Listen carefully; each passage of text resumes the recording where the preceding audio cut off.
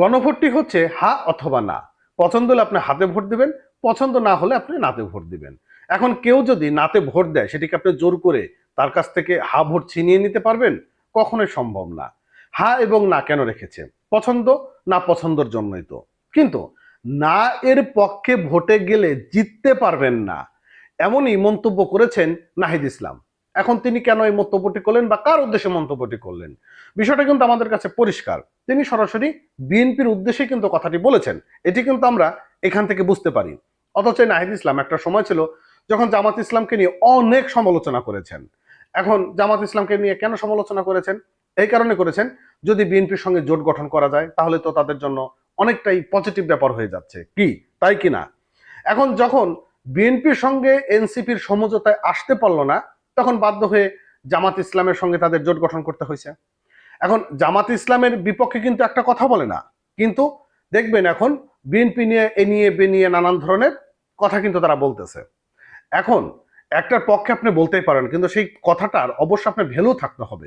আপনি যেই দলের সঙ্গে শরিক হন না কেন, বিএনপির সাথে হন, জামাত ইসলামের সাথে হন বা এককভাবে নির্বাচন করুন, অবশ্যই কেউ সমালোচনার ঊর্ধ্বে নয়। কিন্তু যখন আপনি সরাসরি বলবেন যে না এর পক্ষে গেলে ভোটে জিততে পারবেন না, এর উদ্দেশ্যটা কি? তার মানে বিএনপি যদি আগামী দিনে ক্ষমতায় আসে তাহলে কি তারা না ভোটের কারণেই কি তারা টিকে থাকতে পারবেন না? এরকমই কি তিনি ইঙ্গিত দিলেন কিনা? তা যাই হোক, গণভোটে যারা নায়ের পক্ষে থাকবেন তারা সংসদে নির্বাচনে জিততে পারবেন না বলে সতর্ক করেছেন জাতীয় নাগরিক পার্টি অর্থাৎ এনসিপির আহ্বায়ক নাহিদ ইসলাম।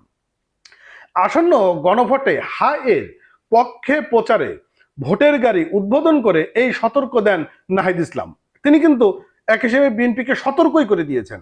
মানে বুঝতে পারেন যে বিএনপি দেশের এত বড় একটা রাজনৈতিক দল, একটা মানে বৃহত্তম বাংলাদেশের বৃহত্তম একটা রাজনৈতিক দল, হ্যাঁ, তাকে সরাসরি তিনি কথা বলে দিয়েছেন।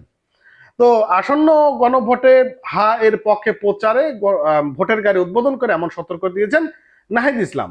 আজ বুধবার মঙ্গলবার রাজধানীর বাংলা মোটরে এনসিপির কেন্দ্রীয় কার্যালয়ের সামনে উদ্বোধন অনুষ্ঠানে এমন কথাটি বলেন। এবং আগামী 12 ফেব্রুয়ারি ত্রয়োদশ জাতীয় সংসদ নির্বাচনের সঙ্গে গণভোট যুক্ত হবে। আর জুলাই সনদ বাস্তবায়নে সংবিধান সংস্কারে জনমত নেওয়ার লক্ষ্যে গণভোট হবে এবং গণভোটে হা কে জয়ী করতে অন্তর্বর্তীকালীন সরকারের পক্ষ থেকে প্রচার চালানো হচ্ছে। এখানে একটা বিষয় আপনাকে বুঝতে হবে, সে বিষয়টা হলো এখানে হা এবং না, এখানে কিন্তু দুটি পারসেপশন আছে। এখন হায়ের পক্ষে গেলে কি কি সুবিধা আছে এই এনসিপি বা নাহিদ ইসলামদের? সুবিধা হচ্ছিল দুটা। একটা সুবিধা হচ্ছে, প্রথমত হচ্ছিল তারা জুলাইতে যে মানে গণ আন্দোলনটি হয়েছে সে গণ আন্দোলনে দায় মুক্ত হওয়ার জন্যই মূলত হা ভোট। এবং আর একটি হচ্ছে সংবিধান পরিবর্তন, অর্থাৎ 72 যে সংবিধানটি রয়েছে সেই 72 সংবিধানটা খুব সহজে পরিবর্তন করে ফেলতে পারবে। অর্থাৎ 72 সংবিধান বাদ দিয়ে, অর্থাৎ 71 ইতিহাস সেখানে মোটামুটি মানে সম্পূর্ণ না, মোটামুটি কিছু অংশ মানে অর্ধেকের বেশি কিছু অংশটা মুছে দিয়ে 47 ঢোকাবে, 24কে ঢোকানো হবে। তারপর হচ্ছে আপনার রেসকোর্স ময়দানে ভাষণটাকে মাইনাস করে দেওয়া হবে। জিয়াউর রহমানের যে ভাষণটি ছিল স্বাধীনতার ঘোষক, সেখান থেকেও প্লাস মাইনাস হবে। সবকিছু মিলে মোটামুটি একটি সংবিধানকে যোজন বিয়োজন করার একটি মোটামুটি খেলা চলছে। এবং কোন দলের নাম উল্লেখ না করে এনসিপির আহ্বায়ক নাহিদ ইসলাম হা ভোটের পক্ষে চালানোর দায়িত্ব সকল রাজনৈতিক দলেরই ছিল। কিন্তু আমরা দেখতে পাচ্ছি কোন বিশেষ রাজনৈতিক দল, ভাই এই বিশেষ রাজনৈতিক দলটা কে? বাংলাদেশে তো এখন জামাত ইসলাম আর বিএনপি, তাই না? এখানে তো আর বিশেষ কেউ নাই। কি বিশেষ কেউ আছে কিনা? বিশেষ কেউ নাই এখানে, তো বিএনপি কে বোঝানো হচ্ছে। এটা তো বুঝি, এ নিয়ে বিনিয়ে কথা তো বুঝি। না ভোট পক্ষে কথা বলা শুরু করেছে এবং তারা ইনিবি নিয়ে না ভোটের পক্ষে মানুষ যাতে ভোট দেয় সেই প্রচারণার চেষ্টা চালাচ্ছে।